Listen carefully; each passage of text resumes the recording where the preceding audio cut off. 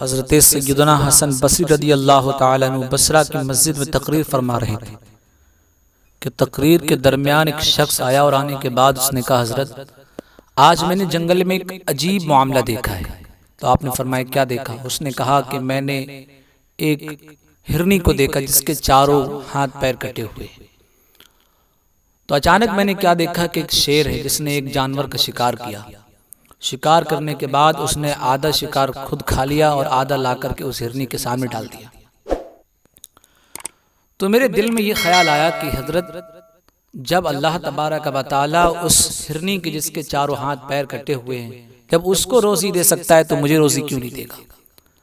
तो मुझे भी चाहिए कि मैं जाकर के जंगल में बैठ जाऊं या किसी जगह पर बैठ जाऊं, अल्लाह मुझे रोजी दे ही देगा। हजरत ख्वाजा हसन बसरी ने फरमाया कि तुझ पर अफसोस है कि तूने हिरनी बनना गवारा किया लेकिन शेर बनना गवारा नहीं किया। अरे वो हिरनी जिसके हाथों पैर कटे हुए हैं, अल्लाह उसे रोजी दे रहा है, कम से कम उस शेर को तो देख जो खुद भी खाता है और दूसरों को भी खिलाता है। तो तवक्कुल का माना ये ना हो कि इंसान वसाइल इख्तियार ना करे और अल्लाह पे तवक्कुल कर ले।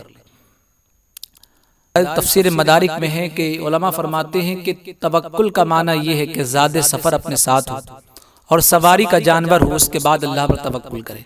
अगर कोई शख्स अपनी गाड़ी में तेल ना डलवाए और फिर अल्लाह पे तवक्कुल कर ले कि मैं वहाँ तक पहुँच जाऊँगा, तो ये उसका तवक्कुल करना फजूल होगा। ऐसे ही एक शख्स था, जब उसने तवक्कुल का माना समझा कि हमारी किस्मत में जो होगा वो मिल के रहेगा, तो उसने फिर पैदा करना बंद कर दिया। काफ़ी दिन हो गए उसे भूखे रहते रहते, जब उसे कुछ ना मिला तो वो जाकर के नदी किनारे बैठ गया। तो जब नदी के किनारे बैठा, देखा एक घी चुपड़ के रोटी आ रही थी। एक ऐसी रोटी आ रही थी जिसमें घी चुपड़ा हुआ था, घी लगा हुआ था। उसने वो रोटी निकाली और खा ली। दूसरा दिन आया, फिर रोटी आ गई, उसने वो घी की लगी हुई रोटी खा ली। तीसरे दिन फिर खाई। उसने सोचा आओ आज देखें तो ये रोटी आती कहाँ से। तो वो नदी के किनारे किनारे चला गया तो देखा एक शख्स है जिसके पैर में कुछ जख्म है, और डॉक्टर ने बताया है कि घी रोटी में लगा करके और अपने जख्म पर लगा लिया करो। जब एक दिन गुजर जाए तो उसको उस रोटी को दरिया में बहा देना। तो वो शख्स उस रोटी को घी चुपड़ के अपने जख्म पे लगा लेता और फिर उस दरिया में डाल देता। तो वो रोटी बह करके जाती और ये जनाब उस घी चुपड़ी हुई रोटी को जो जख्म पे लगी हुई खा रहे थे। तो अगर किसी ने अल्लाह पर तवक्कुल के माने को गलत समझा तो फिर उसका अंजाम यही होगा, घी चुपड़ी हुई रोटी खाएगा। हजरत इमाम गजाली रहमा नकल फरमाते कि एक शख्स ने हजरत हसन बसरी रज़ी अल्लाह अन्हु से पूछा कि ताज्जुब है कि मैं इबादत में लुत्फ और मज़ा नहीं पाता हूँ। तो आपने फरमाया कि शायद तूने ऐसे शख्स को देख लिया है जो अल्लाह से नहीं डरता है,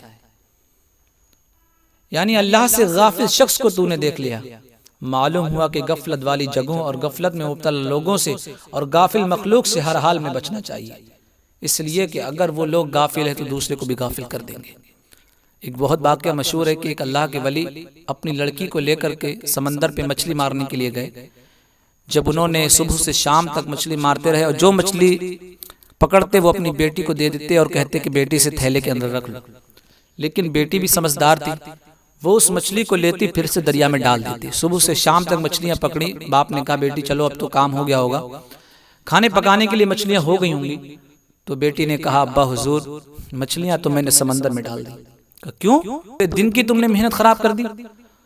उसने कहा अब्बा हुजूर आप ही ने तो मुझसे कहा था कि जो जानवर और जो मछली अल्लाह की याद से गाफिल हो जाती है तो वो कैद-ओ-बंद की सऊबतें बर्दाश्त करती है, वो गिरफ्तार हो जाती है, वो मारी जाती है, पकड़ी जाती है। तो अब्बा हुजूर मैंने उस मछली को इसलिए छोड़ दिया कि ऐसा ना हो कि इस मछली को खा करके हमारे दिल भी गाफिल हो जाएं, हम भी अल्लाह की याद से गाफिल हो जाएं, इसलिए हमने उस मछली को दरिया के अंदर डाल दिया। अब आप तवज्जो फरमाएं, जब माँ बाप अपने बच्चों की तरबियत ऐसी करेंगे तो फिर वो बच्चे ऐसे ही होंगे। हजरत उमर रदी अल्लाह तआला अन्हु के पास एक बादशाह को लाया गया और उससे कहा गया कि इस्लाम कबूल कर ले। उसने इस्लाम कबूल करने से इनकार कर दिया।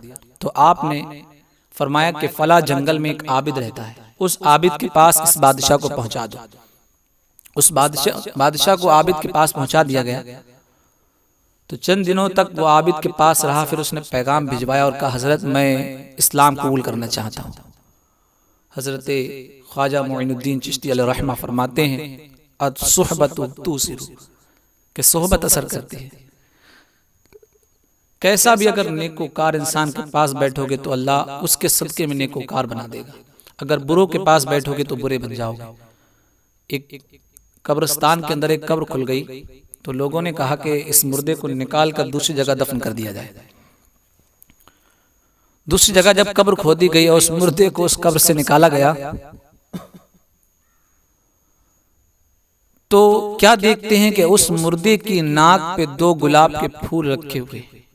जैसे ही उस मुर्दे को कब्र से निकाला तो वो दोनों फूल सांप बन गए और उस इंसान को झंझोड़ने लगे। फिर उसे कब्र के अंदर रख दिया गया तो फिर फूल बन गए।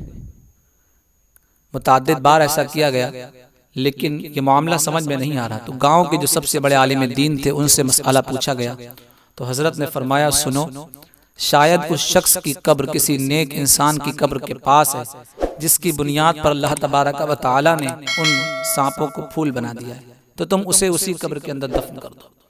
मालूम हुआ कि अगर नेकोकारों के पास बैठा जाए, उनके साथ रहा जाए, तो अल्लाह की रहमतें उन पर तो नाजिल होती ही हैं, जो उनके पास बैठेंगे उन पर भी उनके छींटे पड़ जाएंगे।